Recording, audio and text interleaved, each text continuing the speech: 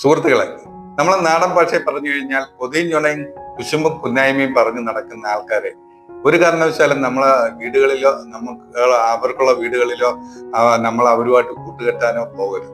അത് നമുക്ക് കുറേയേറെ ദോഷങ്ങൾ ചെയ്യുന്ന പരിപാടികളാണ്. കാര്യം എന്ന് പറഞ്ഞു കഴിഞ്ഞാൽ എപ്പോഴായാലും നമ്മളെ ചുറ്റും എപ്പോഴും അവരുണ്ട്.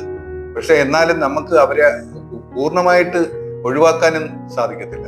അതുകൊണ്ട് നമ്മൾ ഒരു കാര്യം ചെയ്യുക, അവരോടുള്ള സമീപനം നമ്മൾ കുറയ്ക്കുക, അവരോടുള്ള വർത്തമാനങ്ങൾ കുറയ്ക്കുക. അതുപോലെ തന്നെ അവർക്ക് എന്തെങ്കിലും നമ്മളോട് പറഞ്ഞു കഴിഞ്ഞാൽ അതിനുള്ള മറുപടി പറഞ്ഞ് തർക്കിക്കാൻ നിൽക്കരുത്.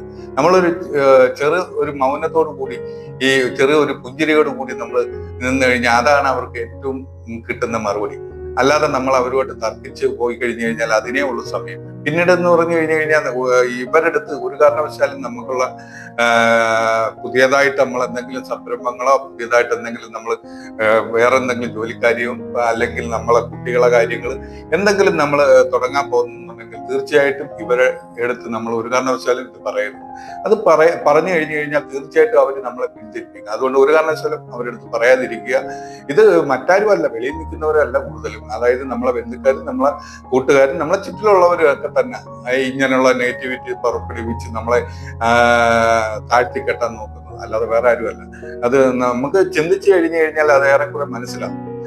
അതുപോലെ തന്നെ നമുക്കുള്ള കുടുംബകാര്യങ്ങൾ ഇതൊന്നും ഇവരോടത്ത് ഷെയർ ചെയ്യാൻ നിൽക്കുകയേ ചെയ്യരുത്. കാര്യം എന്ന് പറഞ്ഞു കഴിഞ്ഞാൽ അതൊക്കെ എന്ന് പറഞ്ഞു കഴിഞ്ഞാൽ ഇവർ 10 പേരെടുത്ത് പറഞ്ഞ് അത് 100 പേരെടുത്ത് പറഞ്ഞ് അതങ്ങനെ അങ്ങ് പോകും. അതുകൊണ്ട് അങ്ങനെയുള്ള കാര്യങ്ങളൊന്നും നമ്മൾ ഒരു കാരണവശാലും ഇവരുമായിട്ട് ഷെയർ ചെയ്യാനേ നിൽക്കരുത്.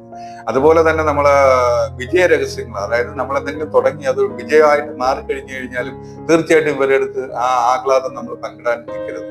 അത് കാര്യം എന്ന് പറഞ്ഞാൽ അതും നമുക്ക് ദോഷമാണ്. കാര്യം എന്ന് പറഞ്ഞു കഴിഞ്ഞാൽ അവരെ കൊണ്ട് സാധിക്കാത്തത് നമുക്ക് സാധിച്ചെന്നുള്ള ഒരു പ്രത്യേക ഒരു തോട്ട് അവരിൽ നിന്നുണ്ടാവും. അത് നമുക്ക് ദോഷമായിട്ട് മാറും. അതുകൊണ്ട് അതൊക്കെ നമ്മളെ വിജയത്തിന് തടസ്സമായിട്ട് നിൽക്കും. അതുകൊണ്ട് അങ്ങനെയൊക്കെ ഉള്ള ആൾക്കാരെ നമ്മൾ അവരുമായിട്ട് കൂടുതൽ തർക്കിക്കാനോ അവരുമായിട്ട് ഇത് ചെയ്യാനോ പോകാതെ നമ്മൾ അവരെ പൂർണ്ണമായിട്ടും ഒരു പുഞ്ചിരിയോടുകൂടി മൗനമായിട്ടിരുന്ന് അവരെ ഒഴിവാക്കിക്കളാണ്. അങ്ങനെയാണ് വേണ്ടുന്നത്. അല്ലാതെ വേറൊന്നുമല്ല. ഇത്രയും പറഞ്ഞുകൊണ്ട് ഞാൻ എൻ്റെ വീഡിയോ ചുരുക്കുകയാണ്.